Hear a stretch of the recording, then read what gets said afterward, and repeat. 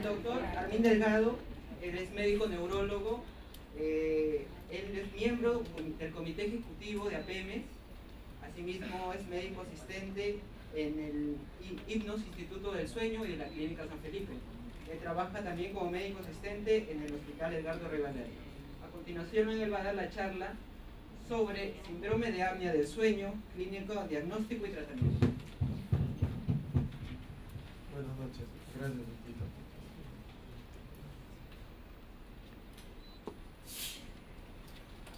Bueno, ante todo, un feliz día del sueño. Espero que no se duerman.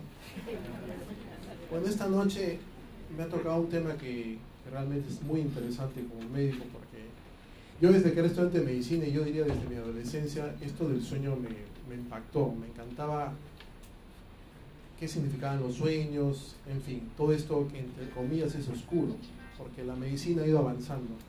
Y efectivamente cuando se juntó la ciencia, pudimos dar un paso adelante y poder entender esto. La siguiente, por favor. Me gusta poner esta diapositiva porque me hace recordar todo lo que normalmente implica el sueño. Estos eventos seguramente ustedes los han escuchado alguna vez o los han leído en televisión, ¿no? El accidente nuclear en Chernobyl, del barco petrolero Exxon Valdez y los accidentes a diario que se dan. Todos estos eventos están asociados a problemas del dormir. La siguiente. Hablar de apnea obstructiva del sueño, que creo que es el tema más importante de recalcar en este momento, implica una serie de cascadas y consecuencias. No quiero asustarlos, pero esto es algo que ya se habla con mucha claridad. El apnea está asociado a problemas de accidentes, como lo he mencionado, a somnolencia, a problemas cognitivos, demenciales, problemas de hipertensión, fibrilación auricular, infarto cardíaco, infarto cerebral, resistencia a la insulina y obviamente algo que yo recién estaba leyendo sobre el aumento de mortalidad por problemas de cáncer. La siguiente. Este es un video que no sé si saldrá, parece que no sale.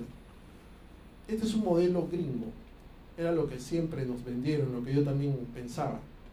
En las personas que sufren de obesidad, etcétera, etcétera, tienen problemas del sueño, ¿no? Ellos tienen un montón de problemas de alimentación y por eso su población es, digamos, de mayor índice corporal. Nosotros no tenemos eso, y algo que es muy importante de recalcar es que el 30% de personas con peso aparentemente normal tienen apnea obstructiva del sueño. La siguiente, por favor. Algunos conceptos introductorios sobre el apnea del sueño.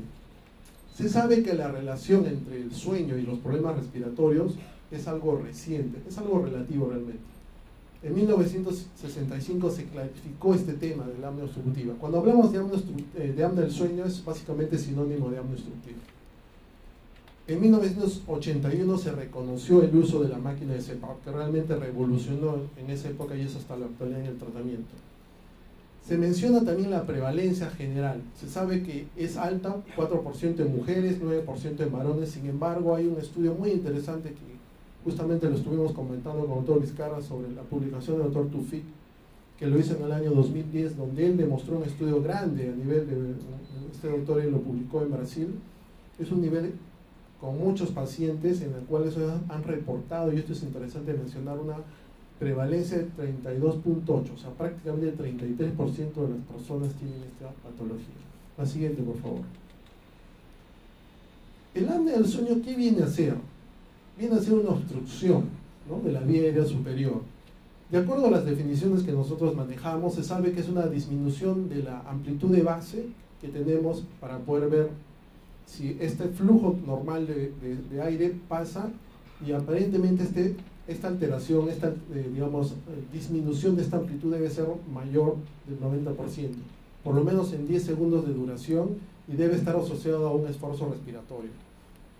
El término hipopnea es un término que nosotros hablamos como un colapso que puede ser parcial o incompleto de la vía aérea superior y que está asociada más o menos a una reducción de la línea basal en un 30% o más, y donde también hay cambios de saturación asociados o mencionados a un 3%, incluso a un 4% del rango basal. La siguiente. Existen tipos de apnea de sueño. En general, la obstructiva es la más conocida, por eso les decía que es sinónimo de apnea del sueño. La apnea central, donde prácticamente hay un compromiso no solamente de la vía aérea superior, sino también de la parte abdominal y torácica. Y cuando hablamos de una apnea mixta, se menciona que es una apnea central que termina en una apnea obstructiva. La siguiente. Este es un esquema que probablemente ustedes lo han visto, y los médicos que estamos relacionados con patologías del sueño podemos entender. Ya lo mencionó el doctor Varela, una prueba gold estándar para las patologías del apnea es la polisomnografía. Se ve como un examen complejo, es cierto, la polisomnografía tiene muchas variables que se pueden ir de manera simultánea registrando, y de esa manera nosotros podemos analizar los eventos. En este caso, por ejemplo, es un caso típico de una apnea obstructiva. Vemos que a nivel de la vía aérea superior hay una línea plana, es decir, un evento obstructivo, y vemos toda la respuesta que se viene a dar, ¿no? Alteraciones en la desaturación de oxígeno, el cerebro se da cuenta, se alerta, trata de ver un despertar. Obviamente hay un fenómeno de hipoxia transitoria, y eso hace que el cerebro, a través de sus sensores, active y trata de romper la atonía muscular, que es digamos, el fenómeno que se da durante el sueño. Todos sabemos que cuando dormimos el tono muscular cae. La lengua es un músculo y por gravedad cae. Cuando se da el fenómeno respiratorio, el cerebro, a través de sus sensores, trata de bloquear esa atonía y de esa manera rompe a través de este evento que llamamos alertamiento. La siguiente. La Academia Americana de Medicina del Sueño ha dado ciertos rangos de valores para hablar de, digamos, severidad. Normalmente, si nosotros tenemos menos de 5 eventos por hora, estoy hablando de un fenómeno obstructivo, se considera normal. Y se ha dado rangos que pueden ir de 5 a 14 eventos por hora, de 15 a 30, más de 30, con estos rangos de moderado severo. Cuando se habla de síndrome de apnea obstructiva del sueño, es decir, cuando ya hay manifestaciones, porque esto estamos hablando netamente de un valor de estudio polisomnográfico, estamos hablando de que esto puede estar asociado cuando nosotros encontramos más de 5 puntos más los síntomas, o también cuando nosotros encontramos que hay 15 puntos pero sin síntomas. La siguiente.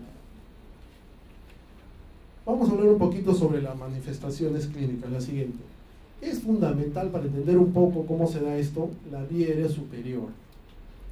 Y esto es algo que nosotros siempre tratamos de entender. Cuando una persona duerme es otra. Y eso se lo digo a todos los médicos que por ejemplo, hablan de medicina del sueño, que para saber un poquito de medicina del sueño, efectivamente uno tiene que entender que el ser humano es otro desde que cierra los ojos. Y es verdad, yo por ser neurólogo no me siento mejor para entender sueño. Se dice que el sueño es una función cerebral. Sin embargo, al dormir se da una serie de manifestaciones reales. Y cuando nosotros hablamos efectivamente del apnea del sueño con este colapso, debemos entender que la faringe viene a ser una cavidad no ósea y que es fácilmente colapsable.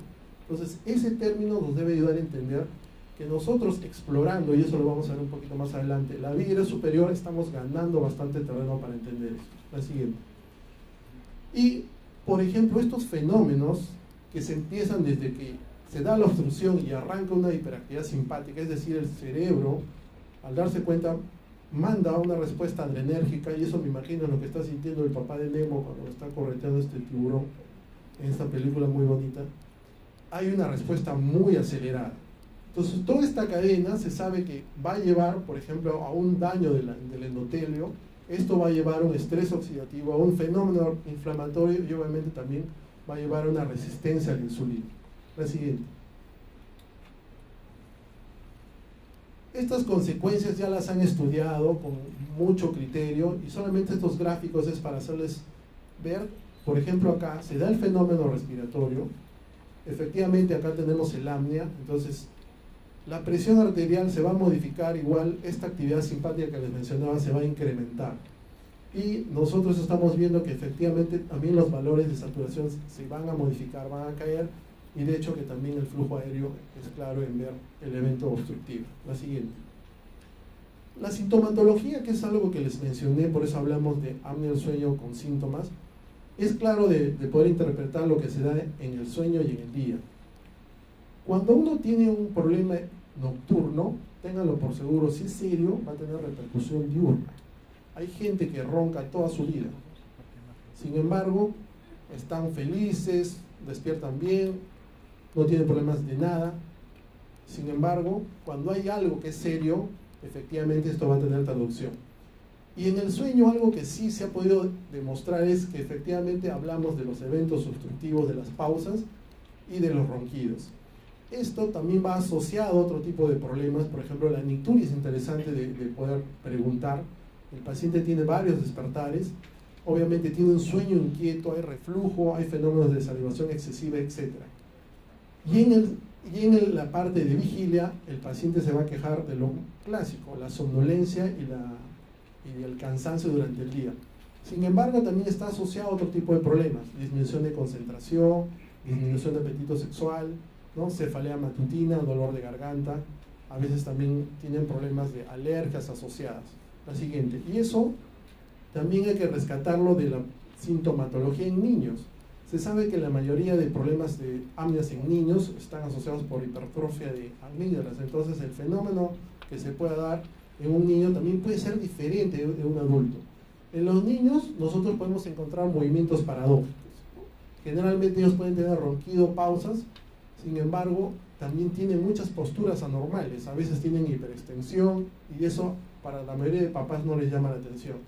Y ojo, durante el día ellos no tienen la sintomatología del adulto, generalmente pueden hacer problemas conductuales, ¿no? Simulan un TDAH, es un trastorno de hiperactividad, van al médico, al neuropediatra, van al psicólogo y al final está desmedicado. Y sin embargo no tiene nada de eso y es un problema netamente de obstructiva. ¿Por qué a veces sucede esto? Porque a nadie se le ocurre abrirle la boca y verle cómo está la vía aérea superior. La siguiente, por favor. El diagnóstico. La siguiente, por favor. Como les comentaba, la evaluación física, y esto lo sabemos todos los médicos, cuando uno evalúa a un paciente, hace un buen interrogatorio, que es la buena historia clínica, y hace un examen físico. La evaluación de la vía aérea superior es fundamental. Sabemos que el perímetro cefálico, ya lo mencionó el doctor Valera, el índice de masa corporal, la vía aérea superior, la anatomía, ¿no? De la nariz, del paladar, de la articulación temporomandibular, la confección, digamos así, de la estructura de los dientes, el tamaño de la lengua, todo esto es fundamental. Sin embargo, se nos pasa. Yo que trabajo en un hospital público, preguntando a los pacientes, nadie pregunta el sueño. Sin embargo, eso debe ser fundamental tanto en adultos como en niños. La siguiente. Factores de riesgo reconocidos. Sabemos el índice de masa corporal incrementado, el sexo, por ejemplo, de los varones es mayor, la edad, mientras más adultos es mayor riesgo, historia familiar, por eso también se habla de factor genético. Se sabe que las razas, ¿no? Hay gente que por naturaleza, por ejemplo, también los asiáticos tienen la vía aérea superior estrecha. Los hábitos nocivos recontra reconocido, el alcohol, el tabaco pueden incrementar mucho más la inflamación de la vía superior y eso incrementar, digamos, la disminución del volumen a ese nivel. Las alteraciones craneofaciales que se ven en ciertas enfermedades, por ejemplo genéticas, anomalías endocrinas o problemas respiratorios alérgicos. La siguiente. Hay también grupos de riesgo y eso es importante también de reconocerlo, ¿no? Se sabe que mucha gente está en este grupo, ¿no? Y nosotros decimos, no, yo soy hipertenso, pero sin embargo aparentemente no hay nada. No, es cierto. Lo que también recalcó el doctor Varela y lo que les mencioné al principio, 30% de pacientes que son de estructura física aparentemente normal pueden estar implicados en apnea del sueño. La siguiente. Se habló de esta escala que es una herramienta muy muy importante cuando uno hace la evaluación, que es la escala de somnolencia, una escala que nosotros le llamamos de Edward. En esta escala fácil uno puede ver de manera subjetiva si hay o no tendencia a la somnolencia. La siguiente. El diagnóstico, bueno, desde el punto de vista, acá hay varias personas que no solamente son médicos, pero el diagnóstico en general ha sido dado por diferentes criterios que ya los he mencionado en el aspecto de la valoración de los eventos. Esto tiene que ver también con la severidad. Y el estudio o el arma o la herramienta más importante que es el gold estándar es la polisonografía. La polisonografía realmente tiene dos puntos claves, diagnóstico y grado de severidad. Es decir, yo con esta herramienta puedo estar seguro si el paciente tiene o no y en qué grado, porque eso nos va a ayudar también al tratamiento. La siguiente. La evaluación de la lengua es parte del diagnóstico. ¿Por qué? Porque nosotros normalmente, les repito, no hacemos una valoración de cómo está la vía aérea superior. Esto llamado también, ¿no?, Malampati modificada, que lo utilizan mucho los otorrinos, o la evaluación de Friedman de la posición de la lengua nos ayuda. Ellos han catalogado en 4 estadios esto, ¿no? 1, 2A, 2B, 3, 4. Si ustedes se dan cuenta, esto tiene que ver a medida que va creciendo la lengua y ya nosotros no vemos el velo del paladar, donde la graduación se da. Sabemos que en la práctica estadios 3, 4 son los más severos, porque prácticamente ustedes no van a ver nada. ¿Y cómo hacemos la evaluación? Simple, hacemos que el paciente abra la boca y respire como cansado lentamente. Y podemos ver claramente esto. Si eso es así, entonces este paciente tiene mucha condición como vía estrecha para hacer los eventos obstructivos en la noche. La siguiente. Y otra cosa que también es importante, ver el tamaño de las amígdalas. Es otro tema que también debemos ver. Es similar la evaluación. Acá han hecho una evaluación, una graduación, perdón, de 0 a 4. Este es 0 y estadio 1, 2, 3 y 4. Este es el famoso beso, el signo del beso, ¿no? Acá las amígdalas están tan hipertrofiadas que se están dando como un beso. El kissing sign, si no me equivoco, así lo llaman en inglés. La siguiente. Los criterios, ya más o menos se los había comentado. Yo creo que esto es importante mencionarlo porque la Academia Americana de Medicina del Sueño está trabajando con la clasificación internacional y hay una clasificación nueva de este año que nos está reforzando esto. La siguiente. Solamente para mencionar un poco estos gráficos, los cambios cardiovasculares que hay en apnea del sueño, es bien interesante recalcarlos en este gráfico. A nivel cardíaco, están viendo ustedes acá la respuesta de la frecuencia cardíaca como un evento respiratorio. La siguiente. Acá estamos viendo la respuesta a cambios de presión arterial, ¿no? Por ejemplo, acá hay un evento de apnea obstructiva, en este caso es un ejemplo de una hipopnea, o sea, mucho más bajo, es un colapso parcial, y vemos el incremento en la frecuencia, el incremento en la presión arterial. La siguiente. Y otro tema que también es interesante mencionarlo, a nivel de la circulación cerebral. Por ejemplo, acá hay un evento de apnea, y sin embargo, nosotros estamos viendo que cuando hay este evento, el flujo sanguíneo cerebral también se modifica. Ven apnea y obviamente trata de recuperarse, pero hay una caída del flujo sanguíneo cerebral. Eso también es interesante reconocerlo, asociado a cambios de presión arterial. La siguiente. A mí me encanta mencionar esto. El modelo animal que hablaron de apnea lo desarrollaron unos canadienses en el año 97, hicieron la publicación, y ellos tuvieron 4 perritos, crearon un modelo de apnea, y lo maravilloso de esto es de que al final demostraron que los perros que tenían apnea en el sueño, porque les hicieron traqueostomía, tenían incremento de la presión arterial, y sin embargo los perritos de día se volvieron hipertensos. Este modelo fue excelente porque demostró que sucedía lo mismo en el modelo humano, digamos así. La siguiente. Es importante recalcar lo que ya mencionaron, que la hipertensión arterial está relacionada al apnea del sueño de manera directa. Se sabe que 1/3 de los pacientes que tienen apnea obstructiva del sueño, los pacientes que tienen hipertensión arterial están asociados a apnea del sueño. Y esto debe tratarse. Por ejemplo, se sabe que cuando nosotros damos CPAP, mejora el control de hipertensión. Entonces, esta, digamos, hipertensión secundaria es interesante de poder encontrarlo a nivel de los problemas de hipertensión. La siguiente. El tratamiento, por favor, la siguiente. Las medidas generales. Pérdida de peso, la terapia posicional. Se sabe que la posición es fundamental. Muchos pacientes que tienen apnea está asociado a problemas de digamos, dormir de manera supina, ¿no? Boca arriba. Entonces, el tratamiento de dormir de costado puede ayudar a mejorar.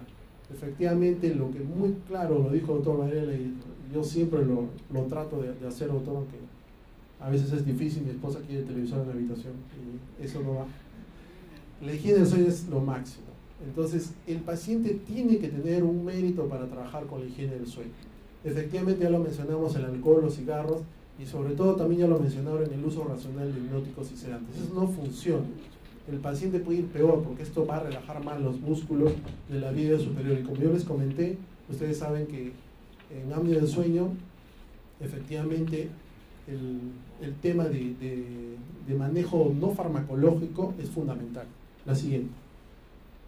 Esta es digamos, la herramienta más importante que se tiene, la máquina de CPAP. La siguiente. Es un equipo que funciona con presión positiva de aire, no es oxígeno, y ha demostrado pues, que efectivamente tiene una práctica muy buena.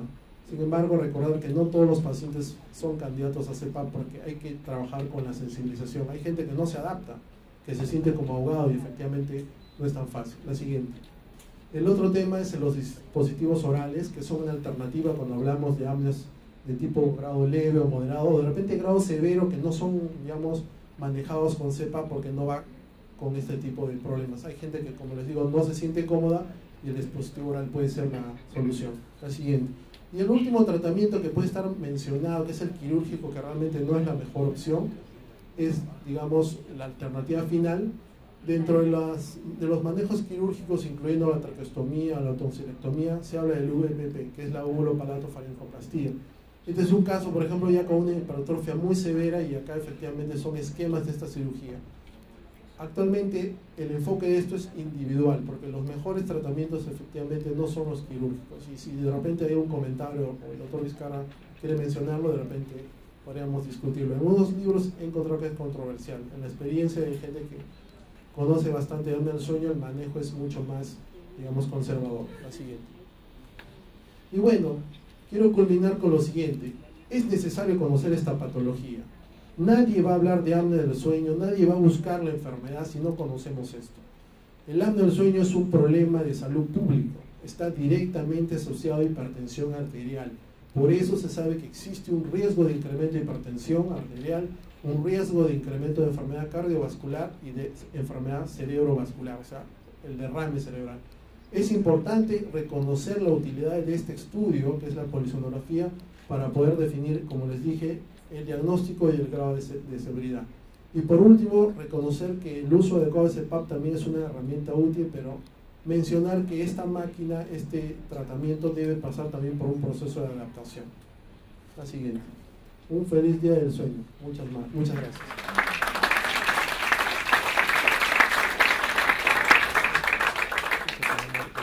Muchas gracias, doctor Armin. Bueno, el SAUS de por sí no es una patología